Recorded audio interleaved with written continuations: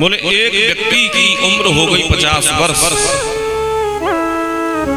और उसकी पत्नी की उम्र हो गई 48 वर्ष। जीवन का समय निकलता जा रहा था मगर संतान नहीं थी। धीरे धीरे और समय बढ़ा तो पति की आयु 60 हो गई, पत्नी की 55 हो गई, और बढ़े तो 70 हो गई पति की आयु, पत्नी की 65 हो गई। तब देवर्षि नारद एक बार उनके यहाँ आए और देवर्षि नारायण का जो नारद का मंत्र है वो वीणा बजाते हुए गाते हुए श्री कृष्ण गोविंद हरे मुरारी ओम नमो भगवते वासुदेवाय इस मंत्र का जाप करते हुए नारायण नारायण कहते हुए उसके आए। नारायण नारायण उन्होंने कहा आइए देवर्षि पधारिए विराजिए। महाराज हमारे यहाँ संतान नहीं है, आप तो भगवान के परम लाडले हैं, आप उनसे पूछिए क्या हमारे यहाँ संतान होगी। देवर्षि बोले ठीक है, मैं अभी वैकुंठ जाऊंगा, भगवान नारायण से पूछाऊंगा जाकर। देवर्षि नारद गए, जाकर के भगवान से पूछा महाराज उसकी आयु 70 वर्ष है, उसकी पत्नी की आयु 75 वर्ष है, उसके यहाँ संतान नहीं है, तो क्या उसके यहाँ संतान होगी। भगवान बोले उसके एक जन्म या 7 जन्मों तक कोई संतान नहीं होगी। देवर्षि नारद ने आगे कहा अरे मूर्ख, तेरे जीवन में इस जन्म क्या 7 जन्मों तक संतान नहीं होगी। अब तो और चिंतित हो गया कि भगवान का दिया हुआ सब कुछ है, इज्जत है, दौलत है, शोहरत है, इतना अच्छा घर है, आने वाले समय में इस घर में कौन रहेगा।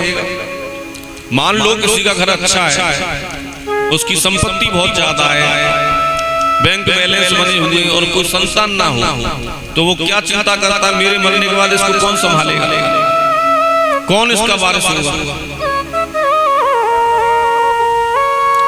अब दुखी होकर बैठ गए।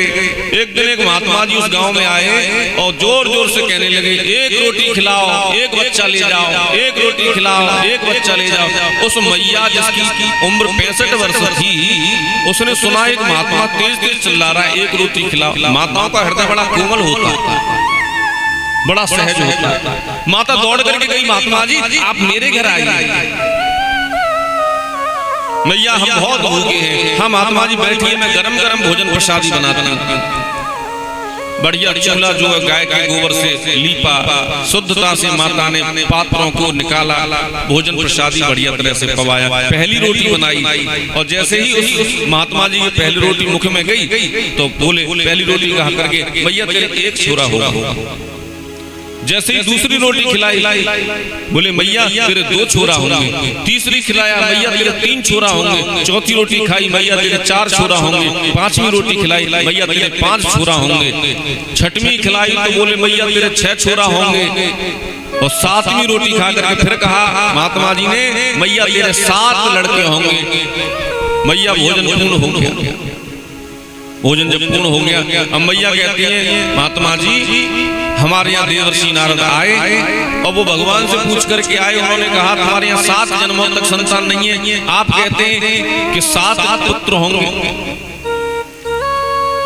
महात्मा जी बोले बेटा बच्चा संत की बात पे संशय मत करो। आग लगी आकाश में तो जल जल गए पहाड़। अभी आपने देखा कितनी प्रलय आई। जो पहाड़ी क्षेत्र हैं पत्थर फट फट करके, बादल फट फट करके और पत्थर गिरने लगे।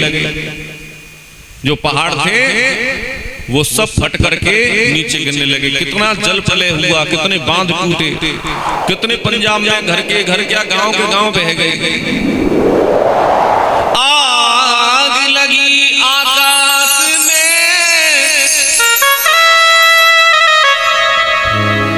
तो झड़ झड़ गिरे पहाड़। संग न होते जगत में तो जल मरता संसार।